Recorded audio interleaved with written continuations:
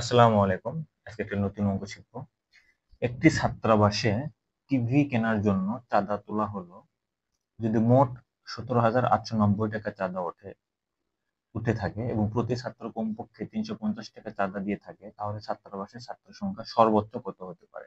এখানে গুরুত্বপূর্ণ বিষয় হচ্ছে, যদি মোট 17,890 টাকা চাঁদা ওঠে এবং প্রতি ছাত্র কমপক্ষে, মানে সর্বনিম্ন কমপক্ষে 350 টাকা চাঁদা দিয়ে থাকে, মানে 350 টাকার নিচে কোনো ছাত্র টাকা দিবে না, চাঁদা দিবে না,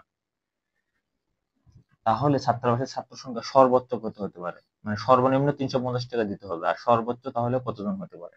তাহলে যেহেতু সর্বনিম্ন চাঁদার পরিমাণ বলে দিছে আর সর্বোচ্চ ছাত্র সংখ্যা চাইছে, ছাত্র সংখ্যা চাইছে সর্বোচ্চ, তাহলে এটা সহজভাবে অঙ্ক করা যাবে। এটা এমসিকিউ অঙ্ক, এটা লিখিত আকারেও করা যাবে, এমসিকিউ আকারে সহজেই দেখিয়ে দেওয়া যায়। তাহলে 17,890 কে 350 দিয়ে ভাগ দেব, কারণ 17,890 এটা হচ্ছে টোটাল চাঁদা, আর 350 টাকা করে দিবে। এটা কাটাকাটি করলে যেটা আসে 51 সামথিং, 51.121, এটা 51.12 জন হবে। যেহেতু এটা পূর্ণাঙ্গ সংখ্যা হতে হবে, অর্থাৎ এটার উত্তর হবে 51। 5 নম্বর, একটি ক্লাসের শিক্ষার্থীর মধ্যে 2700 চকলেট বিতরণ করা হলো। প্রত্যেক শিক্ষার্থী ক্লাসের মোট শিক্ষার্থীর সংখ্যার 3 গুণ পরিমাণ পেলে শিক্ষার্থীর সংখ্যা কত? তাহলে আমরা ধরি শিক্ষার্থীর সংখ্যা, এখানে ধরি শিক্ষার্থীর সংখ্যা এক্স জন। শিক্ষার্থীর সংখ্যা কত? এক্স জন, শিক্ষার্থী এক্স জন। আর কি বলছে, প্রত্যেক শিক্ষার্থী ক্লাসের মোট শিক্ষার্থীর সংখ্যার 3 গুণ, মোট শিক্ষার্থীর সংখ্যার 3 গুণ পরিমাণ পেলে, 3 গুণ পরিমাণ পায়, প্রত্যেক শিক্ষার্থী পায় 3 গুণ পরিমাণ। শিক্ষার্থী হচ্ছে একজন, শিক্ষার্থী একজন, তাহলে তারা চকলেট পায়, প্রতিজন শিক্ষার্থীর সংখ্যার 3 গুণ। তাহলে শিক্ষার্থী যদি এক্স হয়, এক্স এর 3 গুণ, 3 গুণ পরিমাণ তারা চকলেট পায়। তাহলে প্রশ্ন মতে কি হবে? প্রশ্ন মতে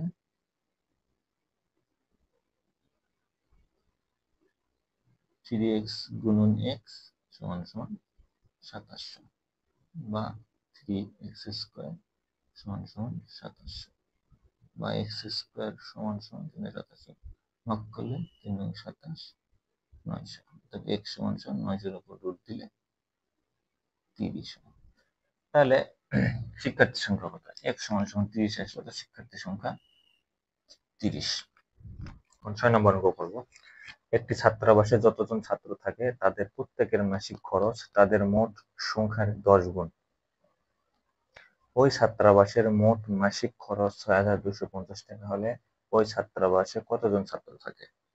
ধরি ছাত্র সংখ্যা সমান x জন।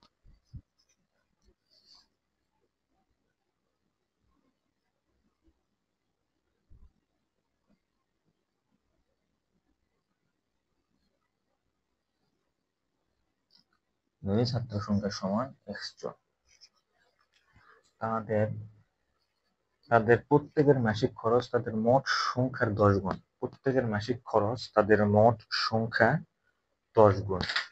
তাহলে মোট সংখ্যার 10 গুণ, তাহলে ছাত্র সংখ্যা যদি এক্স হয়, তাহলে তাদের প্রত্যেকের মাসিক খরচ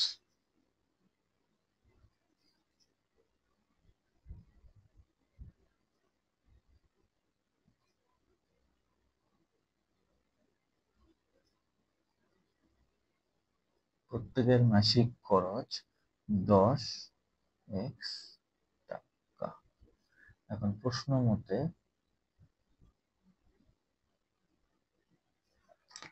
ওই ছাত্রাবাসের মোট মাসিক খরচ 6,250 টাকা, মোট মাসিক খরচ 6,250 টাকা।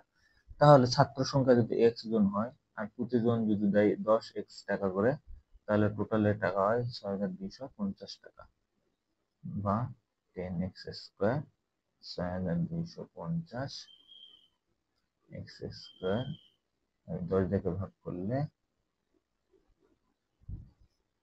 বা x সমান সমান 625 অর্থাৎ 625 রুট করলে হয় 25। তাহলে ওই ছাত্রাবাসে কতজন ছাত্র থাকে? ওই ছাত্রাবাসে ছাত্র থাকে 25 জন। ছাত্রাবাসে ছাত্র থাকে 25 জন। তারপরে 7 নম্বর অঙ্কটা আমরা দেখি।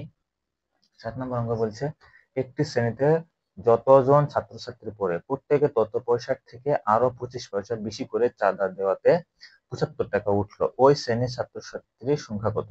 এই ধরনের অঙ্ক আমি গত ভিডিওতে বিস্তারিত করে দেখাইছি। এই ভিডিওতে আমি আপনাদেরকে সংক্ষেপে বুঝে দিতে পারি।